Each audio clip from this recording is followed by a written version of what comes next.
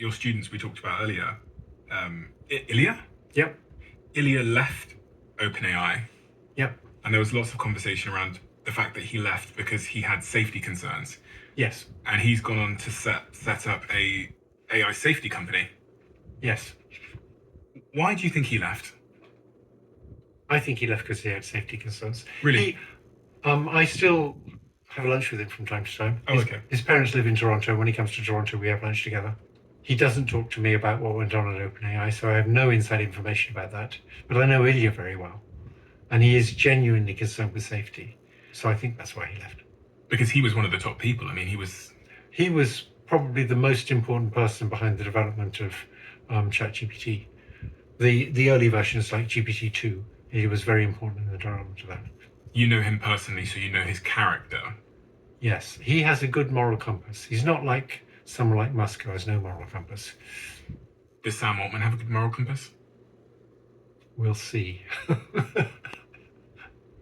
I don't know Sam, so I don't want to comment on that.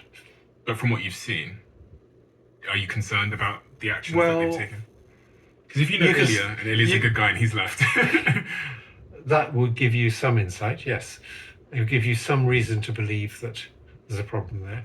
And if you look at Sam's statements some years ago, he sort of happily said in one interview, this stuff will probably kill us all. That's not exactly what he said, but that's what it amounted to. Now he's saying you don't need to worry too much about it.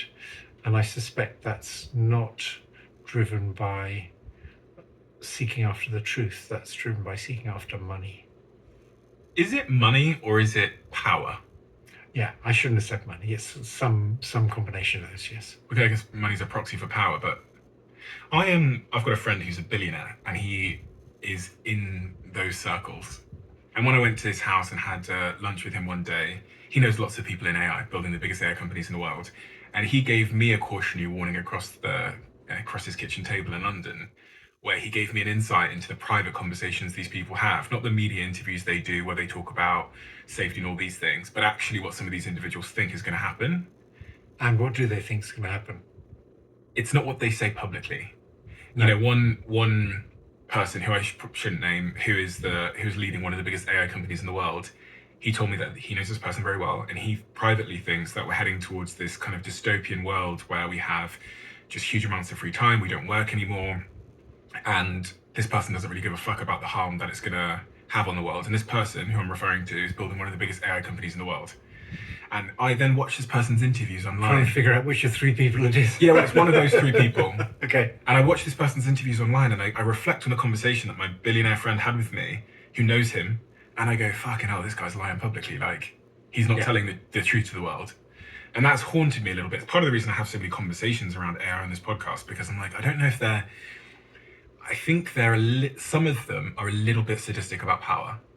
I think they like the idea that they will change the world, that they will be the one that fundamentally shifts the world. I think Musk is clearly like that, right? He's such a complex character that I don't really know how to place Musk. He's done some really good things, like pushing electric cars. That was a really good thing to do. Yeah.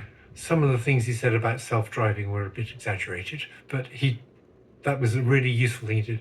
Giving the Ukrainians communication during the war with Russia. Starlink, that was a really good thing he did. There's a bunch of things like that. Mm-hmm. But he's also done some very bad things. Back to this point of the possibility of destruction and the motives of these big companies. Are you at all hopeful that anything can be done to slow down the pace and acceleration of AI? Okay, there's two issues. One is, can you slow it down? Yeah. And the other is, can you make it so it will be safe in the end? It won't wipe us all out. I don't believe we're going to slow it